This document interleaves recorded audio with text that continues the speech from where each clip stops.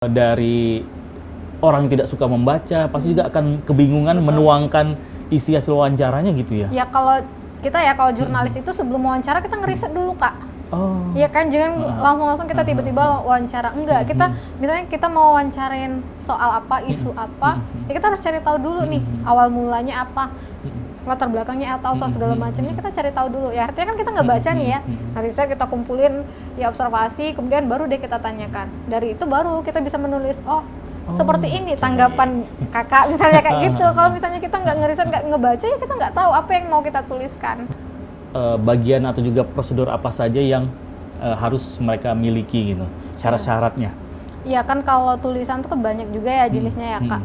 Ada artikel, ada opini, ada berita gitu ya, ada investigasi. Itu kalau yang hal-hal seperti itu kan adalah bidang jurnalistik. Nah, kalau misalnya teman-teman di luar yang hobi nulis nih, bisa teman-teman tuangkan dalam bentuk artikel atau juga opini.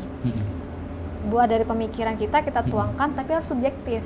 Gitu ya, jangan misalnya kita merasa misalnya isu-isu yang sedang hangat di pemerintahan, mungkin ada kekecewaan, ada kemarahan, jangan kita tumpahkan semuanya dalam bentuk tulisan gitu ya. Tapi kita harus subjektif juga melihatnya dari sudut pandang apa gitu kan, dari misalnya dari riset kita sebelumnya apa gitu, itu kita bisa kaji dari situ. Jadi kalau misalnya teman-teman punya hobi dan juga minat untuk ditayangkan gitu atau diterbitkan tulisannya, ya coba aja dikirimkan. Terus juga jangan putus asa, karena semakin banyak teman-teman menulis, semakin banyak teman-teman mengirim, teman-teman akan tahu nih kurangnya apa. Kemudian kalau misalnya keterima, senengnya seperti apa itu kerasa. Kalau aku udah punya ide atau gagasan yang mau aku tulis, aku harus cepat tuliskan.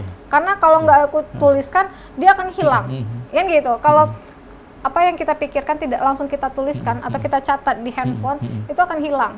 5 menit aja kita udah hilang. Jadi tantangan aku tuh itu, karena ketika ada ide gagasan, seenggaknya kita catat dulu.